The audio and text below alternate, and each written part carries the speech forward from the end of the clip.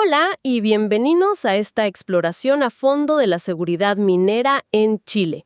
Hoy tenemos sobre la mesa, una mezcla interesante de material. Normativas clave, como el famoso Decreto Supremo 132, algunas leyes importantes, estadísticas oficiales, análisis técnicos. Sí, es un tema complejo, pero vital sin duda. Exacto.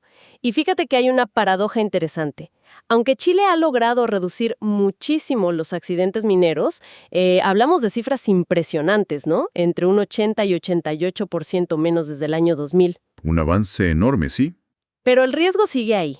Vimos menciones a incidentes graves, como un derrumbe en el Teniente, que una fuente sitúa en 2025, y eso nos recuerda que en minería, la guardia nunca se puede bajar del todo. Exactamente. Esa tensión entre el progreso logrado y el peligro que siempre está latente es, creo, un punto de partida clave para entender todo esto. Vemos avances claros en cómo se gestionan los riesgos, es fruto de años de aprendizaje, de regulación, Claro. pero a la vez está la necesidad constante de mejorar, de fiscalizar. Las cifras generales pueden ser buenas, pero cada accidente grave, sobre todo los fatales, nos obliga a mirar con lupa todo el marco legal que protege a miles de trabajadores. Ok, pues vamos a meternos de lleno en eso. La idea hoy es entender los pilares de este andamiaje legal que busca proteger la seguridad, la salud y también la sostenibilidad en la minería chilena. Queremos ver cómo se conectan las normas, qué cambios recientes hay, como esto de la digitalización, nuevos enfoques de gestión y sobre todo qué significa en la práctica. Perfecto. Si te parece, empecemos por el guardián, la entidad que vigila y la norma principal, el Servicio Nacional de Geología y Minería, el SERNAGEOMIN. Nació por allá por 1980. El SERNAGEOMIN, claro, el brazo técnico y fiscalizador del Estado en esto. Justamente. Su rol es centralísimo. Y más allá de ser el regulador, ¿cuáles son sus tareas clave en el día a día? A ver, su función más visible y exclusiva de ellos es fiscalizar que las empresas cumplan la normativa de seguridad. Pero hacen mucho más, ¿eh? Controlan el uso y almacenamiento de explosivos, revisan técnicamente los proyectos mineros antes de que operen. ¿Qué tipo de proyectos? Pues cómo se va a explotar el mineral, el método, cómo se diseñan las plantas, los depósitos de relaves, cosas críticas. También llevan el catastro minero del país, investigan accidentes para ver causas, sacar lecciones. Y es interesante ver que se están modernizando. ¿Ah, sí? ¿En qué sentido? Bueno, están digitalizando procesos para ser más eficientes. Por ejemplo, reemplazando antiguos libros de inspección físicos, esos que se llenaban a mano por registros electrónicos. Más ágil, más trazable. Entendido. SERNAGEOMIN es el guardián técnico. Y su Biblia, digamos, es el famoso Decreto Supremo 132, el Reglamento de Seguridad Minera. Esa es la base de todo. Correcto. El DS-132 es la columna vertebral. El objetivo es clarísimo, proteger la vida y la integridad de las personas, y también la infraestructura minera, y aplica a toda la industria, desde la exploración hasta el procesamiento. Al revisarlo, se ve que impone deberes muy claros a empresas y trabajadores. Empecemos por las empresas. ¿Cuáles dirías que son las responsabilidades más críticas que les pone este reglamento? Hay varias fundamentales. Primero, algo básico. Notificar a SERNAGEMIN siempre que inician o reinician faenas. Segundo, y muy importante, presentar y que les aprueben el método de explotación antes de empezar a sacar mineral. O sea, ¿no pueden empezar a operar sin ese permiso? Exacto. Y ha habido sanciones por eso, por operar sin proyecto aprobado. Tercero, tienen que elaborar sus propios reglamentos internos de orden, higiene y seguridad, los RIOs, y además tener procedimientos documentados para trabajos específicos, lo que conecta mucho con las normas más nuevas de sistemas de gestión. Y me imagino que la capacitación y el equipo de protección son claves también, ¿no? Absolutamente. El reglamento exige capacitación obligatoria y específica para cada puesto. Y las modificaciones más recientes, de hecho, ponen mucho énfasis en que esa capacitación genere competencias reales, verificables, no solo un certificado. Que se sepa hacer el trabajo de forma segura. Eso. Y además, deben dar, gratis para el trabajador, el equipo de protección personal, el EPP. Y aquí hay una evolución interesante. Ya no basta con dar cualquier EPP. Tiene que ser el adecuado para los riesgos específicos del puesto, identificados en la matriz de riesgos, la MIPER, e incluso considerar ajustes por género. Un enfoque más personalizado basado en el riesgo real. Mucho más. También deben tener personal calificado al mando, como un jefe de faena o jefe de mina, con competencias demostrables, reportar estadísticas de producción y accidentes. Y algo que se ha reforzado últimamente, fomentar la participación activa de los trabajadores. ¿Cómo se fomenta esa participación? Bueno, se exige formar comités paritarios de higiene y seguridad en faenas con más de 25 personas y tener delegados de seguridad en las más pequeñas. La idea es que los propios trabajadores sean parte activa de la prevención. Y, claro, el reporte de estadísticas sigue siendo clave, y ahora se vincula directamente a tener un sistema de gestión de seguridad y salud formal en la faena, según las normas más nuevas. Y por el lado de los trabajadores, ¿qué les exige principalmente el reglamento? Su deber principal es cumplir las normas y procedimientos. Las reglas actualizadas incluyen explícitamente el derecho a detener un trabajo si ven un peligro grave e inminente para su vida o salud, el derecho a saber y a protegerse. Eso es importante. Mucho. También es su responsabilidad chequear sus herramientas y equipos antes de usarlos y reportar cualquier falla o condición insegura. Y bueno, las prohibiciones básicas. Nada de alcohol o drogas en el trabajo, ni usar ropa suelta cerca de máquinas. El reglamento también es muy específico en normas generales. Por ejemplo, operar vehículos pesados. Algo tan común. ¿Qué dice? Es muy estricto. Solo personal autorizado, calificado y con examen psicosensotécnico vigente, que ahora se pide cada 2 años, puede operar máquinas o vehículos en faena. Y no basta la calificación inicial, hay que evaluar continuamente esas habilidades. Y los vehículos mismos deben tener ciertas características, imagino. Claro, luces, alarmas de retroceso y las cabinas deben ser seguras, incluso confortables, pensando en jornadas largas. Y cubre muchísimas otras cosas. Prevención de caídas, mantenimiento, accesos. Exacto. Reglas para prevenir caídas en altura o cerca de piques, con barrandas y protecciones.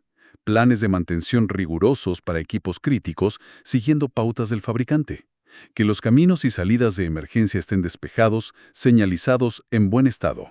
Incluso aspectos básicos como el agua potable o los primeros auxilios. Por supuesto, garantiza condiciones sanitarias mínimas, agua potable, baños, y exige tener lo necesario para primeros auxilios y personal capacitado.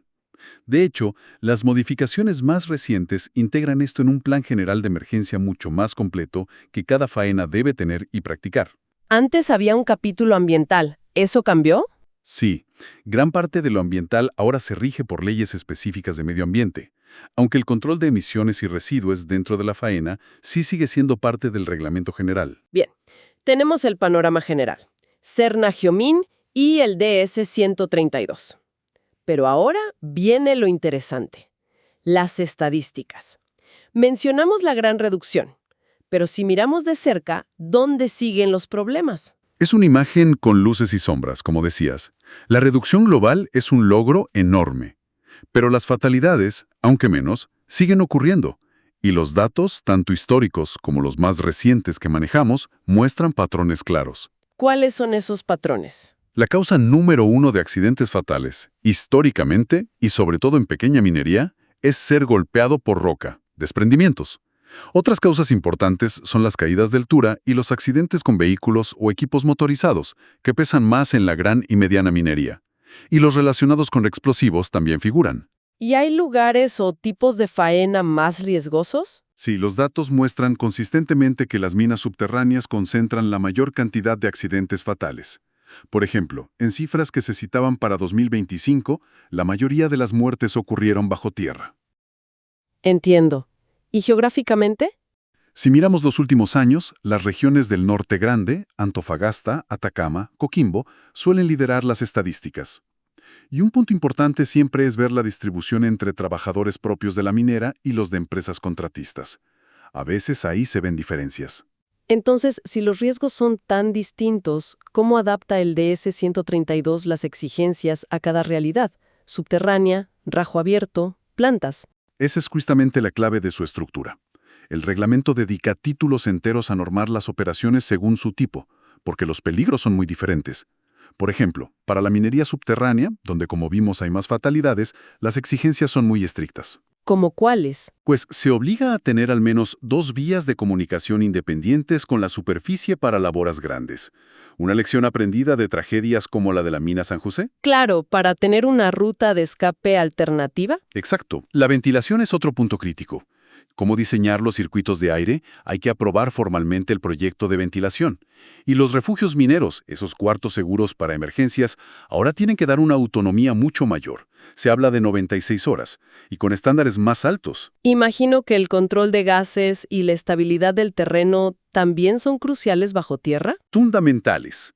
Hay controles específicos para gases peligrosos, como el metano en minas de carbón, con límites bajísimos. La fortificación, o sea, el soporte de los túneles, es central. Monitoreo geotécnico constante, estándares para pernos, mallas. El transporte en galerías estrechas también se regula mucho, buscando evitar choques, e incluso ya se piensa en cómo separar el tráfico de equipos autónomos. ¿Equipos autónomos ya se está incorporando eso? Sí, las modificaciones más nuevas ya lo consideran. También se regula mucho las emisiones diésel y se exige casi siempre perforar con agua para controlar el polvo de sílice, el que causa la silicosis. Y si nos vamos a la superficie, a un rajo abierto. Los riesgos cambian totalmente. Completamente. Ahí el gran tema es la estabilidad de esas paredes gigantes, los taludes, para evitar derrumbes masivos. Hay normas sobre el diseño seguro de los bancos, los ángulos y controles geotécnicos permanentes. Se regula la cercanía a cuerpos de agua, se prohíbe trabajar unos sobre otros en vertical si hay riesgo. Y la visibilidad debe ser clave con esos equipos enormes. Muchísimo. Ropa de alta visibilidad, sistemas en los equipos para detectar personas cerca, incluso ya se habla de geolocalización. Los caminos por donde circulan esos camiones gigantes tienen requisitos muy estrictos de diseño, mantención, bermas de seguridad. Y las cabinas deben ser resistentes y ergonómicas. Mencionaste antes la minería del carbón, con el riesgo del grisú. Sí, tiene su propio título. Requiere inspecciones constantes, lámparas especiales antiexplosión y una ventilación aún más crítica para mantener el metano grisú bajo límites ínfimos, ojalá con monitoreo automatizado. La prevención de incendios es otro foco. Cómo extraer el carbón, cómo apilarlo, mantener húmedo el polvo, hasta sensores térmicos. Y explosivos y electricidad especiales, imagino. Exacto. Explosivos permisibles que no generan chispa y toda la electricidad intrínsecamente segura. Y en las plantas de tratamiento, fundiciones, refinerías. Ahí los riesgos son más químicos, ¿no? Principalmente, el foco se va al manejo seguro de sustancias peligrosas, conocer los riesgos con las hojas de datos de seguridad, MSDS, capacitar, tener bodegas adecuadas, procedimientos para químicos como cianuro o inflamables. En fundiciones hay programas para controlar la exposición al arsénico. Y la seguridad en los procesos mismos. También, procedimientos estrictos de bloqueo y etiquetado LOTO para mantenciones. Y en plantas modernas como las de SXCW, normas específicas para detectar incendios, ventilar para evitar acumulación de hidrógeno, manejar solventes de forma segura. Nos falta un tema siempre delicado, los explosivos. ¿Qué dice el reglamento? Es un capítulo extenso. Exige almacenarlos en polvorines construidos bajo normas muy estrictas, a distancias seguras. Esto también lo regula la Ley de Control de Armas y la DGMN. Solo gente con licencia especial vigente puede manipularlos. ¿Y el transporte? Muy regulado. Vehículos autorizados, separar detonadores de explosivos, límites de velocidad, de carga, nada de pasajeros. ¿Y el famoso tiro quedado cuando no explota una carga? Una situación de alto riesgo. Hay procedimientos obligatorios. Esperar un tiempo, inspeccionar con cuidado, señalizar, seguir pasos específicos para eliminarlo de forma segura y registrar todo, ahora idealmente en digital. También hay reglas para perforar, ya se permite perforación remota, y cargar los explosivos. Y todo el proceso de la tronadura, aislar la zona, usar vigías, loros, avisos sonoros, esperar un tiempo seguro antes de reingresar. Hemos cubierto la operación, pero ¿qué hay de los residuos masivos, como los relaves? Es un tema enorme. Sí, y crucial. Para eso está el Decreto Supremo 248, específico para depósitos de relaves. Cubre todo: diseño, construcción, operación y cierre seguro. La aprobación y fiscalización son exclusivas de Serna Geomin. ¿Y en qué pone el énfasis principal? En la estabilidad física, sobre todo ante sismos, algo fundamental en Chile. Exige monitoreo geotécnico continuo con instrumentos, auditorías por expertos independientes y planes de emergencia muy detallados y probados con simulacros. El objetivo es evitar colapsos y contaminación. Y al final de la vida útil, cuando la mina cierra. Antes era un tema un poco olvidado, ¿no? Sí, pero eso cambió radicalmente. Chile tiene ahora la Ley 20.551 de cierre de faenas mineras, con su reglamento. Antes era un capítulo breve en el DS 132. Ahora es una ley robusta. Obliga a planificar el cierre desde el día 1. ¿Planificar desde el inicio? Sí, y no solo planificar en papel. Obliga a garantizar financieramente que ese plan se va a poder ejecutar incluso si la empresa quiebra. ¿Garantizar con plata? ¿Cómo? La empresa tiene que poner una garantía, una boleta, un seguro, por el monto que costaría hacer el cierre. Esa garantía se actualiza. Así el Estado se asegura de que habrá fondos para estabilizar terrenos, desmantelar de forma segura, prevenir contaminación a largo plazo. Es un cambio grande de mentalidad. Totalmente. Y promueve el cierre progresivo, ir rehabilitando áreas mientras se opera. Y establece una fase de post-cierre, con monitoreo, también financiada. Todo fiscalizado por Sernageomin y con auditorías externas. Suena a un sistema mucho más responsable. Y mencionaste que esto sigue evolucionando. ¿Cuáles son las novedades regulatorias más recientes? Hay dos cambios recientes bien importantes, ambos apuntando a una gestión más proactiva y eficiente.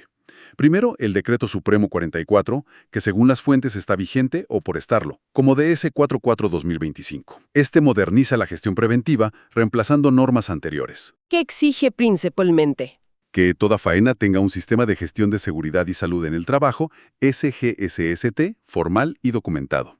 La base es la matriz HIPER de identificación y evaluación de riesgos. Refuerza la capacitación por competencias y la participación de trabajadores que ya comentamos. Y el segundo cambio importante. La Ley 21770 de autorizaciones sectoriales busca simplificar y agilizar la jungla de permisos que necesita la minería. Crea una plataforma digital única, SUPER, para tramitar todo centralizado. ¿Simplificar cómo? Introduce figuras como el aviso o la declaración jurada para trámites de bajo riesgo, permitiendo empezar antes con fiscalización posterior. También permite a Sernageomin apoyarse en entidades técnicas externas para agilizar revisiones.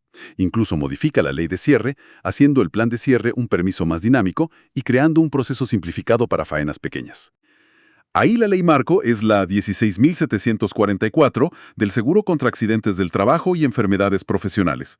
En prevención minera, el foco es identificar y controlar los riesgos que causan enfermedades a largo plazo, a veces silenciosas. ¿Qué tipo de riesgos? Físicos. Ruido, causa sordera o hipoacusia. Vibraciones, temperaturas extremas, radiaciones. Químicos. Polvos. La sílice, que causa silicosis, es el clásico. Gases, humos, solventes. Y biológicos en algunos casos. ¿Y cómo se controla la exposición para evitar la enfermedad? Varias capas. Primero, ingeniería. Eliminar o reducir el riesgo en la fuente. Ventilación, extracción, aislar ruido.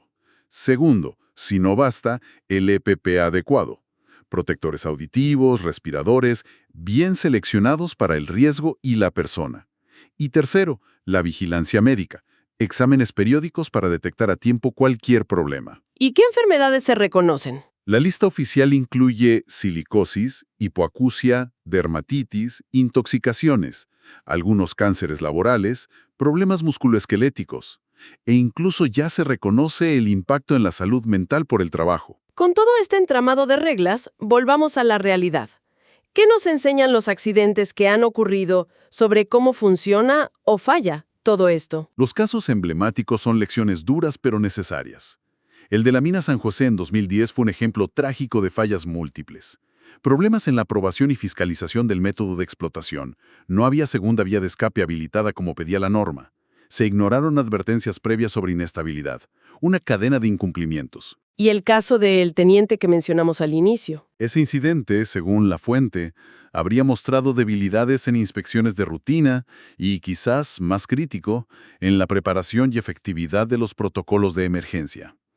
Otro caso más reciente, Emamax Spa en 2023, sancionado por operar sin permiso para explosivos y con fallas graves de fortificación y accesos. Ejemplos concretos de incumplimientos graves.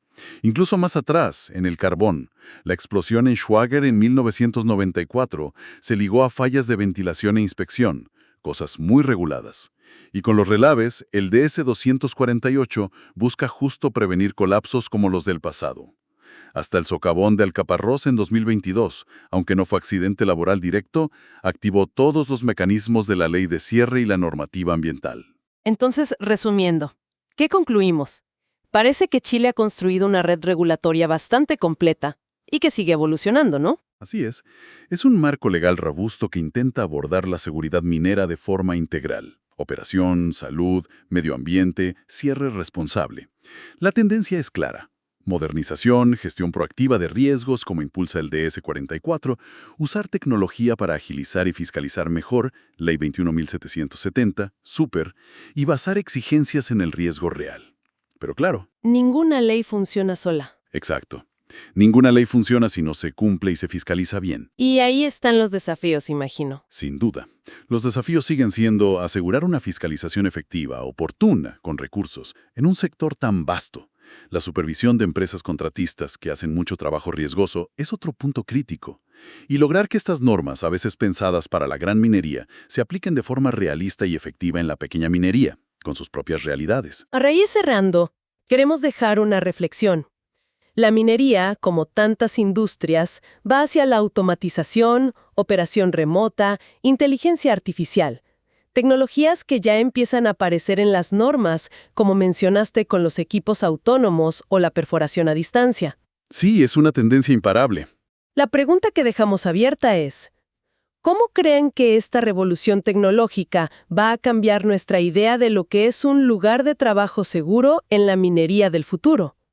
¿Qué nuevos riesgos, quizá ni imaginamos hoy, van a surgir? ¿Y qué tipo de regulaciones, tal vez muy distintas, necesitaremos para enfrentarlos en la próxima década? Una pregunta fascinante y absolutamente clave para pensar la seguridad minera que viene.